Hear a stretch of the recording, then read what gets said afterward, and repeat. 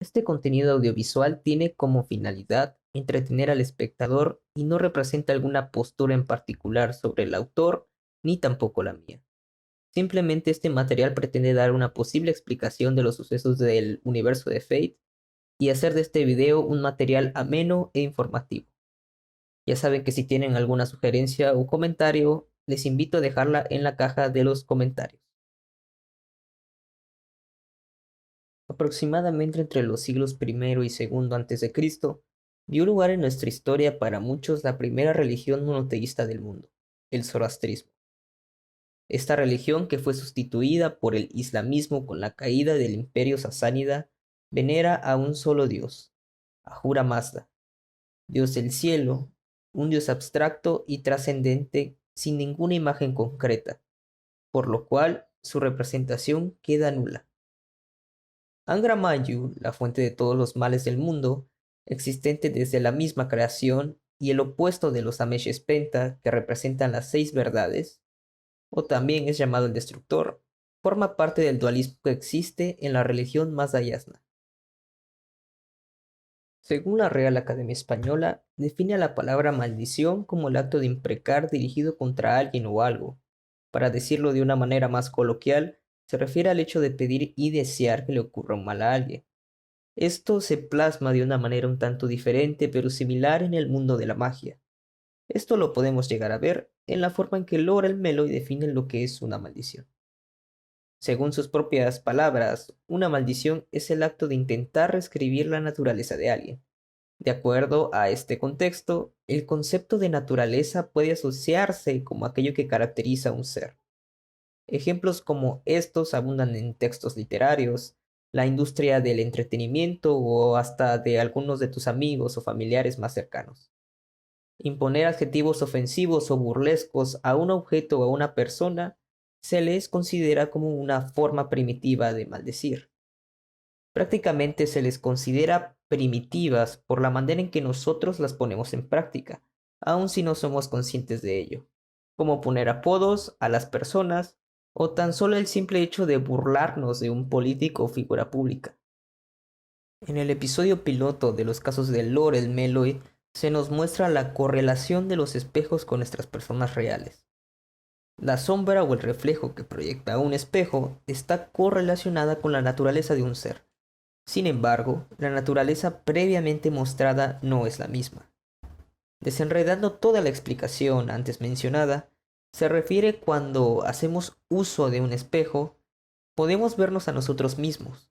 Cosas cotidianas como el peinarse, arreglarse o maquillarse frente a un espejo para cerciorarnos que nos veamos bien. El espejo refleja nuestra sombra o naturaleza, es decir, nos muestra todas las cosas que nos caracterizan.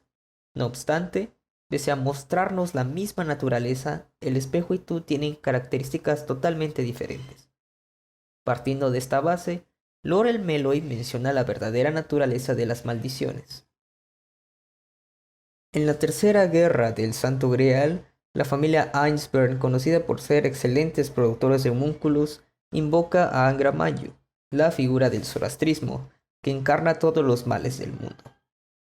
Luego de traer una calamidad viviente hecha para la matanza, los Ainsburn esperan que este espíritu heroico matara a todos los contendientes de la Guerra del Santo Grial.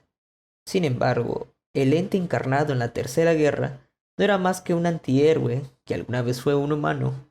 Se le habría encargado todas las maldiciones del mundo. Posteriormente de que Avenger fuera eliminado de la batalla, el Santo Grial almacenó el núcleo de Avenger y este, al quedar atrapado dentro de la copa, dio lugar a un suceso inesperado. El poder de la copa como otorgadora de deseos recibió todas las voluntades que la humanidad había puesto en Angra Mainyu. Cuando el Grial trató de darle una forma acorde al poder de todos los males del mundo, al final lo que desencadenó fue su corrupción. Estamos hablando de que, con el fin de darle forma a la encarnación del símbolo de todo mal, el Santo Grial tuvo que modificar su naturaleza de acuerdo al deseo que estaba concibiendo. Todos los hechos que acabo de mencionar se entrelazan y encajan en la idea que tenemos de una maldición, como el acto de reescribir la naturaleza de un ser. Con esto en mente, podemos sacar el factor de que el único propósito de la Cuarta Guerra fue simplemente reunir grandes cantidades de mana para otorgar el deseo de encarnar a Angra Mainyu. Tras la muerte de Irisville von Einsberg, Avenger registra su personalidad en el instante en que el alma y la conciencia de Irisville se fusionan con el Gran Grial. En el momento en que Kiritsugu confronta al Grial en su mente, Avenger toma la personalidad de Irisville con el fin de pedir el deseo del maestro de Saber. También podemos ver una escena en la cual Angra Mainyu maldice a Kiritsugu por rechazar el Grial. That's why I have to kill you. La contramaldición no es nada más que el vínculo que existe entre el que comete la maldición como el que la recibe. El vínculo creado no es más que un arma de doble filo para las dos partes, sino que también puede encajar como una analogía de la teoría de cuerdas, en donde todo está conectado. No obstante, existe otra comparación que, como resultado, dará un enfoque completamente diferente. La ley del karma es aquella que se encarga de ajustar la causa y el efecto. En términos de la física, se le podría comparar como la tercera ley de Newton. Toda acción genera una reacción. La ley del karma es conocida en varias religiones como justicia divina y se le considera inmutable. De acuerdo a las creencias de las filosofías orientales, las personas construyen su futuro en función de las acciones que cometen en su vida. Así, el karma implica que todo aquello que se hace genera consecuencias. Pero después de todo, si nuestras acciones definen nuestro futuro, ¿podrá ser que la más mínima acción puede condenar todo nuestro destino? Para responder esta pregunta tendremos que regresar al tema del zoroastrismo. Cuando Ahura Mazda, la representación del bien, dio lugar a la creación de los Ameshes Penta, dio como resultado el dualismo que se conoce en el zoroastrismo. Estos conceptos mentales derivados de la creación de la deidad suprema del zoroastrismo son nada más que un conducto para llegar a él, es decir, un camino para hacer el bien. Sin embargo, existe también una postura opuesta, la cual exclama que no existe tal dualismo cósmico en el zoroastrismo, ya que aunque Angra Mainyu es lo opuesto a Ahura Mazda, este no vendría a ser un ser ni una divinidad, sino más bien un estado. Si seguimos esta tendencia filosófica, podremos darnos cuenta de que todas las matices que alberga el mundo tal y como lo conocemos, o dicho de otra forma, nuestra toma de decisiones se verá influenciada por la gran variedad de matices morales que posee nuestro entorno. No obstante, la verdadera naturaleza de nuestras acciones definirá si está bien o mal. La dicotomía que existe entre el bien y el mal es tan solo la proyección que nosotros damos a nuestro ambiente como una prueba de nuestra voluntad. Así como existe alrededor de nuestro planeta una decisión simple como desear el bien o el mal a alguien, esta muestra de conciencia no es más que una expresión que tenemos nosotros los seres humanos, que sirve para definir el anhelo sobre nuestra forma de ver al mundo. Si nos ponemos a reflexionar acerca de esta cuestión que contradice el dualismo que existe en el mazdeísmo, llegaríamos a la conclusión de que existe cierto tipo de humanismo en la figura de Ahura Mazda. De acuerdo a esta postura, Angra Mainyu, al pasar de ser un estado en vez de una divinidad, Ahura Mazda pasaría a ser el único que puede elegir entre el bien y el mal. No obstante, podríamos encontrarnos con una contradicción.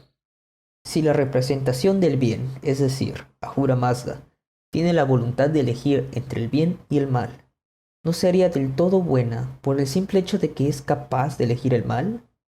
Cosas como esta fueron plasmadas de una forma diferente en la religión judeocristiana, en la cual Dios le dio al hombre el libre albedrío para darles la oportunidad de elegir entre el bien o el mal. A pesar de que expusimos que existe cierta humanidad en Ahura Mazda, por el simple hecho de poder elegir el mal, al final de cuentas no la hay. Cuando la deidad suprema creó a Spenta Mainyu, fue con la finalidad de que tanto hombres como mujeres pudiéramos progresar a él, es decir, cada vez que logremos seguir los 6 conceptos mentales, estaremos más cerca de la representación del bien. Con esto previamente dicho, podríamos llegar a la conclusión de que Ahura Mazda, a pesar de ser capaz de elegir el mal, nunca se apartaría del camino del bien, por el simple hecho de que ha sido capaz de trascender esta elección, porque él nunca se apartará del bien sino hasta el día del juicio, donde el bien derrotará al mal y éste desaparecerá de la faz de la tierra.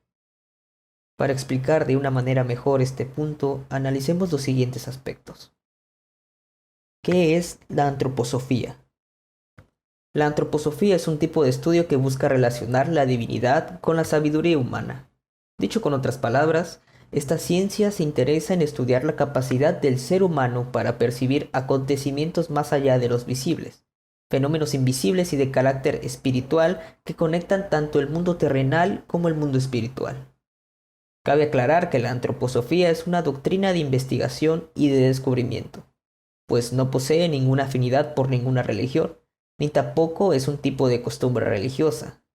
Así como tampoco ofrece un camino de revelación, solamente investiga la interconexión entre el plano terrestre y el mundo invisible o de aspecto espiritual. Explicado este punto, prosigamos en el siguiente ámbito. En 1977, el filósofo austriaco Rudolf Steiner publicó su obra titulada Lucifer y Ahriman, que exponen 10 conferencias antroposóficas. Dentro de su obra, Steiner nos desglosa su idea en la cual pretende explicar la existencia de dos potencias que coexisten con nuestros juicios. Estoy seguro que muchos ya conocemos la historia de Lucifer, el ángel caído, el cual ahora gobierna el infierno y es conocido como el príncipe de las tinieblas. De este personaje nace la primera potencia, la potencia de Lucifer. Esta potencia se describe en la antroposofía como algo que incita al humano a una amplia gama de emociones o actitudes, que, de acuerdo a los juicios éticos y morales, se consideran incorrectos. Entre ellas se encuentran la incitación a las exaltaciones, el aumento o avivo de un sentimiento, a los falsos misticismos, lo que podría significar un falso estado de perfección religiosa o más bien a la falsa unión del alma con la divinidad, tomándolo como un vínculo falso o erróneo hacia lo divino y lo espiritual. Posteriormente, como último punto, tenemos a la soberbia, sentimiento que tuvo como consecuencia el ocaso del portador de la luz. Si analizamos la potencia, llegaremos como resultado el por qué la potencia es como es. Se dice, pues, que Lucifer, alguna vez el ángel más bello de la creación, gracias a su exaltación y soberbia, logró poner un grupo de ángeles en contra de Dios, cuyo conflicto tuvo como consecuencia la existencia del dolor, la maldad y la muerte en el mundo. Es por eso que, desde entonces, Lucifer es considerado como el ideólogo del mal, el instigador del lado oscuro del hombre y el primer tentador.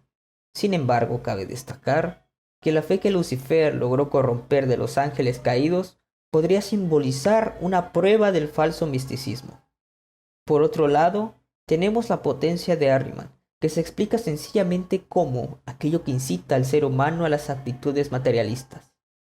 El materialismo surge de una corriente filosófica, en la cual nuestro mundo puede explicarse en función de la materia, pues todas las cosas son causa de la acción de la materia y no del espíritu.